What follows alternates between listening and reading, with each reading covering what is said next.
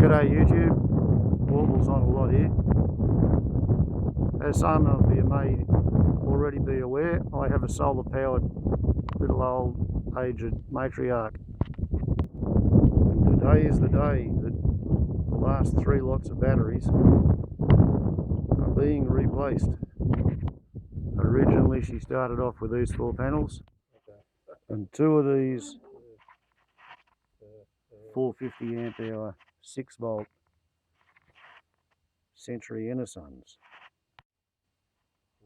After a few years she added a few more panels, still at 12 volts, and added another 2 of them.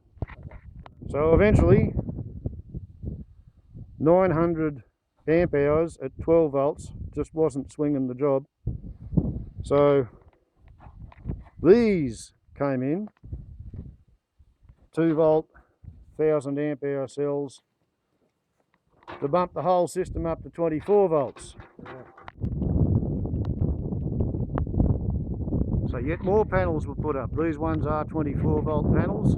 So we have that 12 wired in series with that 12 to get to 24, and the outer 2 12s adding to 24 are ganged in parallel to the 4 24 volt panels in the centre. And now, after 10 years in service and at least 3 catastrophic insults, these South African 2 volt lead acid water based cells have had it just as much as the old Innocons have had it, and they are therefore about to be replaced by German manufactured gel cells. And if you discharge these things over 100 hours, you can say there's 1140 amp hours in them, so they're selling them as 1050 amp hour. But if you discharge them over 10 hours, they're only actually 858 amp hour rated capacity. So instead of 1.3 specific gravity sulphuric acid in water around lead, we have acidic jelly around lead. Yeah, so all that power goes into there and comes out again. Some of it comes out via a 12 volt inverter, because this house was wired up back in the days when there were people who thought it was worthwhile having a 12 volt system in your house. Here we have the battery charger that's apparently no bloody good at all, because it goes up to 30 volts, and 30 volts is likely to kill these things. They're not allowed to be taken above 28. This was my father's fast charge battery charger, and it died in one of the catastrophic events, which didn't quite kill these, but it let them go 10 days with no charging, because the charging unit had been fried by a lightning bolt, which hit one of the trees over there.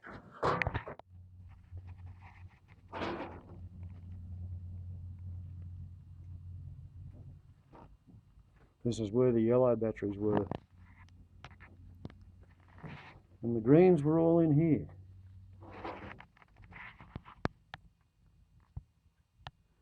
That's the sine wave inverter,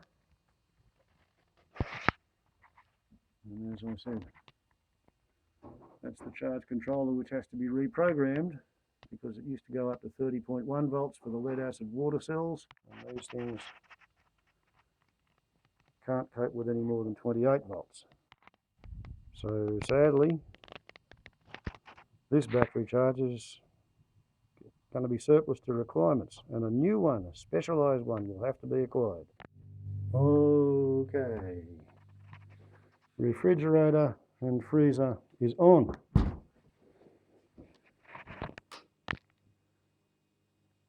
Lights are working.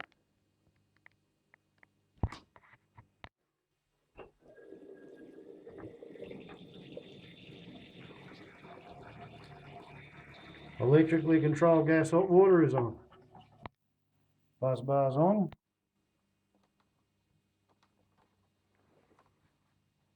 Television works. Okay, they won points, they fought bravely, but the Americans were just too good. And I think And it goes off when you tell it to. 26.6 volts and charging.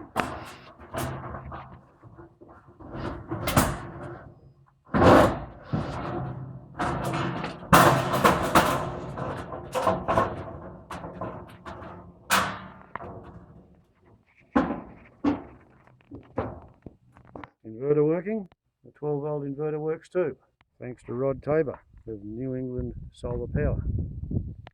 And in the shed there's the old 12 volt 240 volt sine wave inverter from back in the old days when the whole system ran on 12 volts.